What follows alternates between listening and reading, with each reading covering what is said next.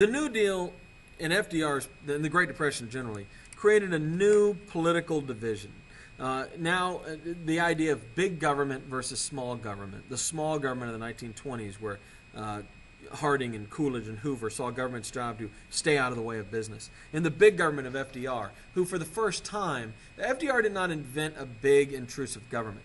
He used that government to help regular people. Remember, Lincoln, of course, had used the government to free the slaves, which was great, but also used the government to help corporations. And think about the Gilded Age, the government is it's very big and very intrusive just on one side of the equation. What will be new about FDR is this will be a government that helps regular, everyday people. And this fight between a big government and a small government is still very much the language that we use today. Let's talk about African Americans and the New Deal. African Americans did not ultimately benefit a great deal from the New Deal. Roosevelt's wife, Eleanor, had pushed for racial justice, but FDR consistently put blacks in a second-tier position. He did have a black cabinet, a group of black advisors, but they weren't in his real cabinet. Harold Ickes, the Secretary of the Interior, had extended relief programs to blacks, and by the end of the Great Depression, 30% of African Americans were on relief. In 1936, the African Americans abandoned their traditional Republican voting. Remember, it was Republicans who gave them the right to vote, and began voting for Democrats for the simple reason that they were among the hardest hit by the Great Depression, and FDR was helping them. But FDR also needed those Southerners, those racist Southerners, Democrats, who were still voting for the Democrats because they were still angry about the Civil War. And they would not support an anti-lynching law or laws banning the poll tax, for example, both of which were, of course, targeted at African Americans.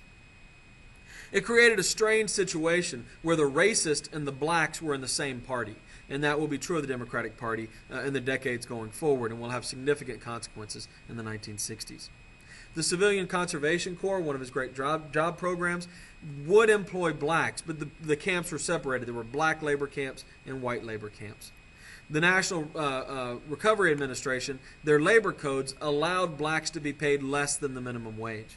The Works Progress Administration consistently gave minorities the lowest paying jobs and fired them first. So African Americans were helped by the programs, but by design, by rule, by law, they were helped less than the whites. The Indian Commissioner, John Collier, adopted new ideas of cultural relativism. The old idea that one culture is better than the other, that old Teddy Roosevelt's Darwinism of cultures idea, had kind of come out of fashion.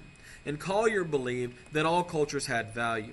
He ended attempts to turn Native Americans into white people, assimilation, and passed the Indian Reorganization Act of 1934, which restored tribal ownership of some of the land that had been taken away, and allowed tribes to form governments. Over the next 13 years, tribal ownership of land increases by 4 million acres, and agricultural production of Native Americans goes from $2 million to $49 million. At the end of all that, they're still the poorest racial group in America, but their situation was greatly improved by the New Deal.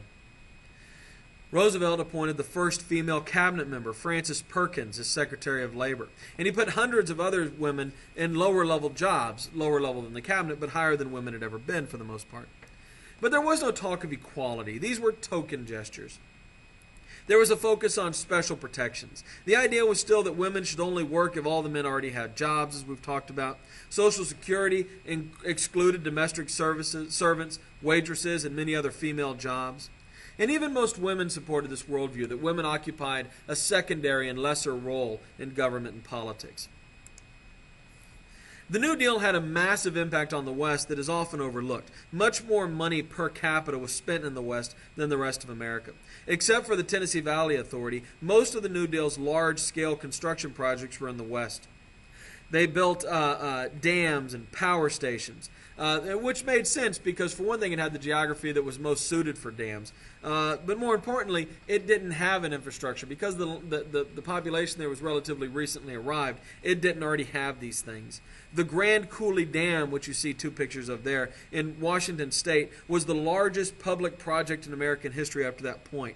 And it provided cheap power for the northwestern United States. And it also led, all this infrastructure improvement of the West created the great post-World War II economic boom that is primarily focused on the western United States. But that is yet another legacy of FDR and his New Deal. The New Deal did not spend enough money to end the Great Depression. World War II would do that. And it did not alter the distribution of wealth. The rich still tended to be rich and the poor tended to be poor.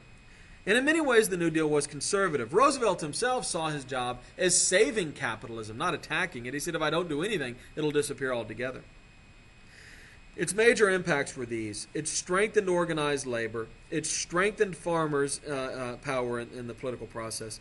It introduced government regulation, most importantly of banking and the stock market. It established as taxing and spending as the primary tool of controlling the economy, and that's very important. And it created both an entitlement state, which is where you pay for the benefits you later receive, and a welfare state, which is where you get benefits that you didn't necessarily pay for. Social Security is entitlement, for example. Temporary assistance to needy families is a welfare. It changed the way people viewed the role of the government. For the first time in American history, regular, everyday Americans began to see the government as an institution that was there to help them, to help common people. It did not challenge the hierarchy of race and gender in our country.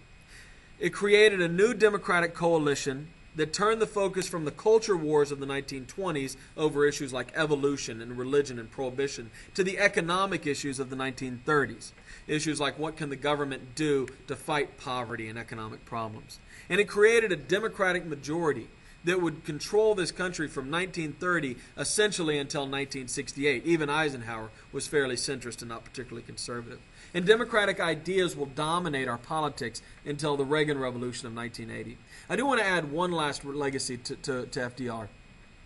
The Supreme Court justices that he and his successor, Harry Truman, will appoint will for the most part be the justices that make the great rulings on civil rights. The Brown v. Board of Education ruling would have been carried easily if only FDR and Truman appointed justices had sat on the court. So through his court appointments, Roosevelt will lay the foundation for the civil rights movement as well. And this is why Roosevelt is almost universally considered to be the most, or among the most important presidents in American history.